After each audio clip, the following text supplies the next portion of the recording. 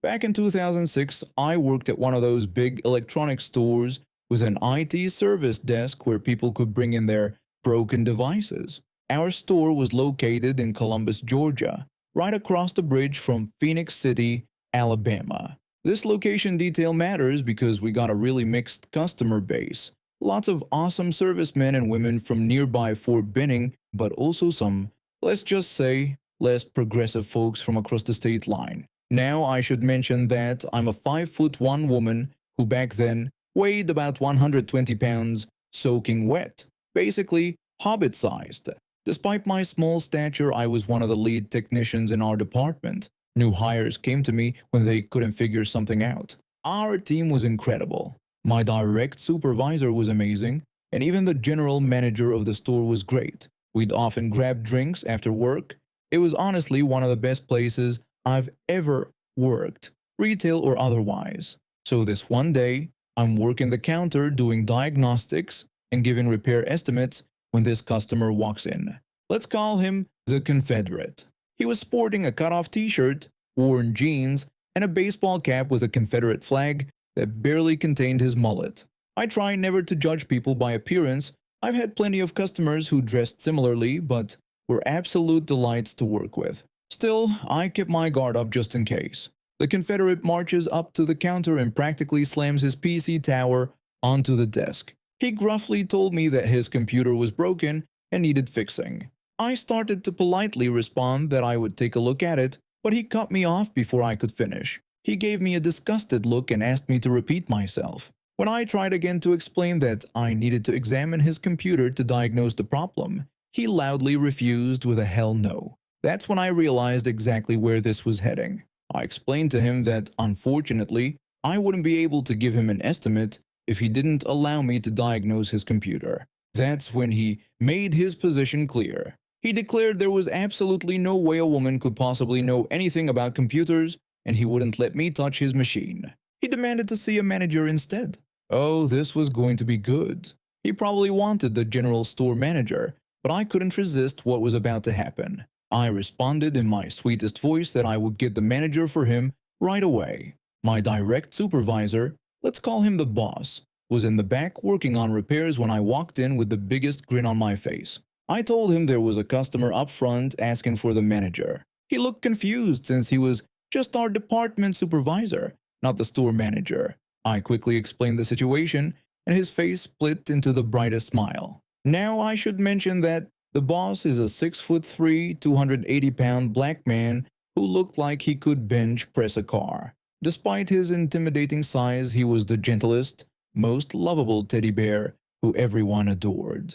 The moment the boss stepped out to the counter, the Confederate visibly tensed up. The boss greeted him politely and asked about the problem. The Confederate absolutely lost it. He started with a shocked refusal before launching into the most horrific, racist tirade I've ever witnessed. The slurs just kept coming as staff and other customers watched in shock. It was like a car crash, awful but impossible to look away from. Security had to come over to try to calm him down. Interestingly, our entire security team was also black, which only made the Confederate even more enraged. Eventually, the police had to be called because the Confederate was threatening me, calling me all sorts of names, and threatening the boss and security with violent slurs. The store's general manager came out of his office and immediately called the police. And whoever was dispatching that day deserves a medal, because they sent two black officers to the scene. The general manager and I were literally the only white people involved in this situation, besides the Confederate, and I watched with pure satisfaction as he was handcuffed and dragged away by the police, still foaming at the mouth and screaming. The Confederate never got his computer fixed, and I'm pretty sure he received a lifetime ban from our store. California was an amazing place to grow up, but living inland meant beach trips were a rare treat. Once or twice each summer, my mom would load us into our old station wagon, and my younger brother and I would excitedly count down the days until we could run barefoot on the sand. This one summer, I had just turned 8, and my little brother was about 6 or 7. We'd been saving up our allowance for weeks to buy new beach toys, bright plastic buckets and shovels in yellow and blue. The morning of our beach trip, we woke up before the sun, too excited to sleep. When we finally arrived at the beach, my brother and I raced down to the shoreline, leaving Mom to set up the umbrella and towels. We spent hours searching for the perfect spot to build our sandcastle. Not too dry, not too wet. We needed that perfect consistency where the sand would hold its shape. I shouted excitedly when we found our ideal location. The sand was just damp enough to pack well, and we immediately got to work. My brother was in charge of filling the buckets with sand while I carefully flipped them over to create towers. We dug a moat around the perimeter and decorated it with shells we'd collected. After nearly 2 hours of work, our masterpiece was complete. It had 4 tall towers, a drawbridge made from a piece of driftwood, and even little flags made from seaweed and sticks. My brother excitedly suggested we should get Mom to see our creation, jumping up and down with enthusiasm. But before we could call her over, this bigger kid, probably my age or a bit older, came running toward our castle. Without warning, he jumped right into the middle of it, laughing as one of the towers crumbled beneath his feet. My brother shouted at him to stop, but the kid ignored him.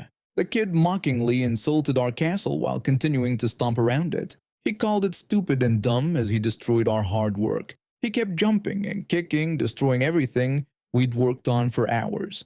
I just sat there watching, knowing there was no point in fighting back against someone bigger than us. My little brother started crying beside me. After the kid had completely flattened our castle, he ran off laughing toward some other kids further down the beach. My brother sobbed, asking why the kid had done that. He cried about how hard we had worked on our castle. I put my arm around him and comforted him, saying we could build another one. My brother wiped his tears and worried that the bully would just come back and kick down any new castle we built. I looked around trying to figure out how to protect our next creation when I spotted it, a large flat rock sticking up through the sand. It was about a foot high and seemed embedded in the beach. I reassured my brother, telling him not to worry because I had an idea. I immediately went to work covering the rock with a layer of wet sand. My brother watched curiously at first, not quite understanding what I was doing, but soon he joined in, and we started rebuilding our castle around and over the hidden rock. We had barely gotten started when we saw the big kid marching back in our direction. My brother and I quickly moved away from our half-built castle. The kid spotted our new construction and grinned wickedly. Without hesitation, he ran full speed and launched himself into a dramatic spin kick, aimed right at the center of our castle. The sound that followed was unforgettable. A solid thud followed by a high-pitched scream. The kid collapsed instantly, grabbing his foot and rolling around in the sand. The kid screamed in pain, repeatedly yelling about his hurt foot as he writhed in the sand. He didn't say anything to us directly. He just dragged himself up and limped away crying, leaving a trail of uneven footprints in the sand. My brother looked at me with wide eyes, and we both tried not to laugh as we went back to repairing our castle. My brother whispered that the rock had been a good idea as he carefully rebuilt one of the towers. About 20 minutes later, I noticed a woman storming across the beach toward our mom. She was pulling the limping boy behind her. Even from a distance, I could tell she was angry by the way she was gesturing. The woman angrily accused us of deliberately hurting her son. She pointed at us while mentioning his possibly broken foot. She complained that we had buried a rock in the sand to trick him and called it dangerous. My mom asked what exactly had happened. My mom then asked if the woman had questioned why her son was kicking our sandcastle in the first place. The woman seemed taken aback by this question. My mom explained that we had been building sandcastles all morning. She told the woman that her son had completely destroyed our first castle, and when we built another one, he had tried to destroy that one too. She clarified that the rock was already there, and we had just built around it. The woman started to say something else, but my mom interrupted her. My mom suggested that perhaps the woman should teach her son not to destroy other children's things, and then he wouldn't hurt himself in the process. The woman yanked her son away and stormed off down the beach. My mom never mentioned the incident to us. She just came over, admired our castle, which we'd finished rebuilding, and asked if we wanted ice cream. As for my brother and me, we spent the rest of the day building the most elaborate sandcastle of our lives, completely undisturbed. I've never been the biggest kid in class. Far from it, actually. I was always one of the shorter ones, usually getting picked last for basketball and having to ask for help to reach the top shelf in the classroom. But my best friend, he was something else entirely. Even at 15, he was already 6 feet tall and built like a brick wall. While most of us were still trying to grow into our awkward teenage bodies, he looked like he could walk onto a rugby field and hold his own against the adults. But the thing about my friend is that he never used his size to intimidate others. Instead, he became a sort of unofficial protector for kids like me. Our school still used corporal punishment back then. The cane or switch was common for misbehavior. Most teachers followed the rules. Never hit above the shoulders, never hit too hard. Basic human decency, you'd think. That day started like any other. We were in Mr. Johnson's class. I won't use his real name, but everyone in town still knows exactly who I'm talking about all these years later. He was notorious for his short temper and heavy hand with a cane. I was having a rough week. My parents were going through a nasty divorce, and my grandmother had just been hospitalized. The school administration knew about my situation, but apparently nobody thought to inform Mr. Johnson. The class was chatty that day, with everyone talking in small groups while we were supposed to be working on an assignment. Mr. Johnson threatened the entire class, saying he would cane each and every one of us if we didn't quiet down immediately. Nobody took him seriously at first. He was always making threats. I leaned over to my friend, keeping my voice down. I quietly told my friend that I needed to step outside for some air because I couldn't focus that day. My friend reassured me that it was fine to go and that he would cover for me. I was just about to stand up when I felt an explosion of pain across the back of my neck. Mr. Johnson had struck me with the cane right where my neck meets my skull, a completely prohibited area. Everything went fuzzy and I slumped forward, dazed. What happened next is something I'll never forget. My friend, who was normally the calmest person I knew, moved with a speed and fury I'd never seen before. In one fluid motion, he was on his feet, towering over Mr. Johnson. He grabbed the teacher by his collar and dragged him into the corner of the room, pinning him against the wall by his neck. The corner happened to be right next to the classroom door. My friend angrily demanded to know what was wrong with Mr. Johnson, reminding him that he knew hitting students in that area was forbidden. The entire class went silent. Nobody had ever seen a student manhandle a teacher before. I was still seeing stars, but I managed to stumble to my feet and make my way toward them.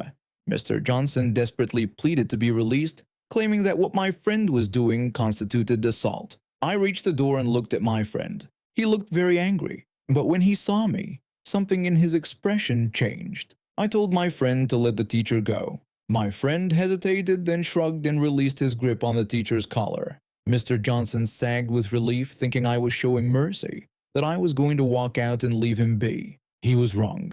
I grabbed the door and began slamming it against him. Not just once or twice, but repeatedly, with all the force my smaller frame could muster. The sound of the door hitting him echoed through the suddenly silent classroom. For about 30 seconds, all you could hear was the rhythmic thud of the door and Mr. Johnson's pained grunts. When I finally stopped, Mr. Johnson slid down the wall, barely conscious. My friend later told me you could see the dent from the teacher's head in that door until we graduated 2 years later. My friend suggested that we needed to get the nurse. I responded that he should go do that while I would explain what happened to the principal. We split up, my friend heading to the medical bay, while I walked straight to the principal's office. I explained everything, how Mr. Johnson had hit me in a forbidden area, how my friend had initially restrained him, and yes, how I had retaliated with the door. The principal listened carefully, called in other teachers to verify Mr. Johnson's history of excessive punishment, and checked the medical report about where I'd been struck. The outcome? I was given the rest of the week off to recover and deal with my family situation. My friend wasn't punished at all for grabbing the teacher, and Mr. Johnson was immediately struck off the National Teaching Register and forbidden from ever teaching again. We discovered that the other teachers couldn't stand Mr. Johnson either. Rather than being outraged at what we'd done, they thought it was hilarious that he'd been taken down by a couple of 15-year-olds. For years afterward, whenever a teacher left the school suddenly, everyone, even other teachers, would say they fully Johnsoned it.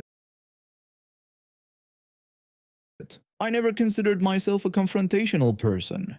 Actually, I pride myself on being pretty easygoing, someone who can get along with almost anyone in the workplace. That changed about 10 years ago when I had a run-in with someone I'll just call the project manager. When I joined the company, I was excited about the opportunity. The role seemed perfect for my skill set, and I was eager to prove myself. The company was well established, with a mix of long-term employees and newer hires like me. Most people were welcoming, except for one. The project manager had been with the company for nearly 15 years. While her official title was project manager, she was really more of an office administrator. Various internal projects would get assigned to her, things to help improve office operations, but nothing business critical. She seemed territorial about these responsibilities, even though they weren't prestigious. About 6 months after I started, something unusual happened. One of these internal projects was deemed important enough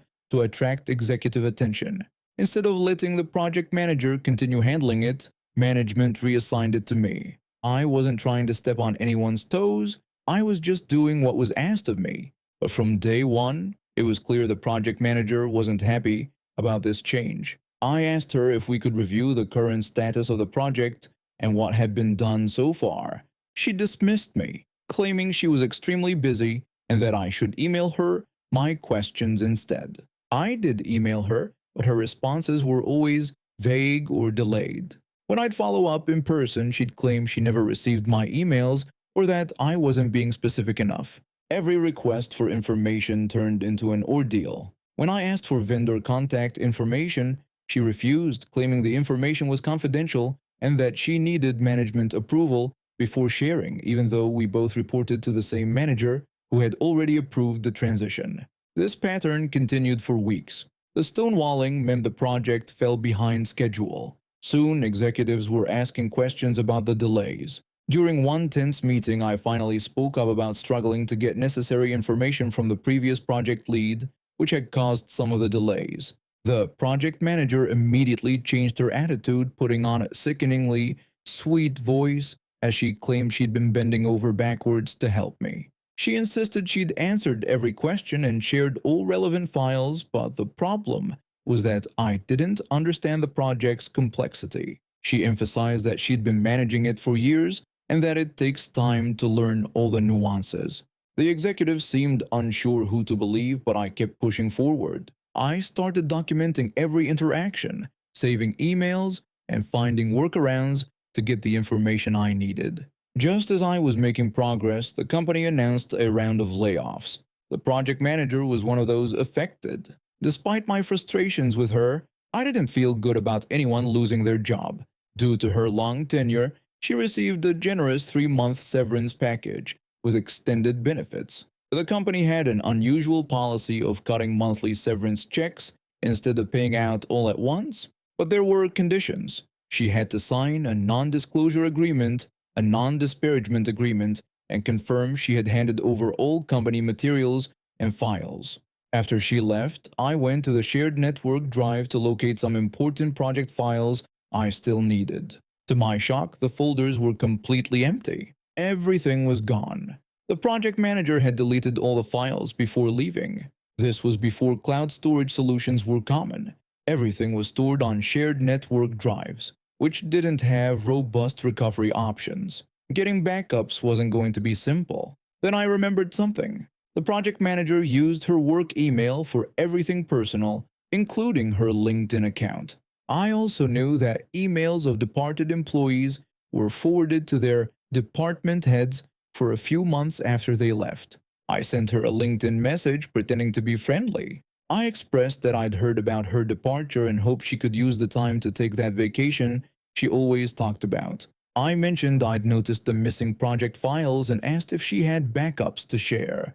Her response was immediate and hostile. She told me not to pretend to be nice and accused me of possibly helping to get her fired. She boasted that she had deleted everything and told me in no uncertain terms to deal with it myself. That email was forwarded to Human Resources, who immediately recognized she had admitted in writing to deliberately deleting company files. a clear violation of her severance agreement. All her remaining severance payments were stopped immediately. I eventually found older backups of most files and completed the project successfully.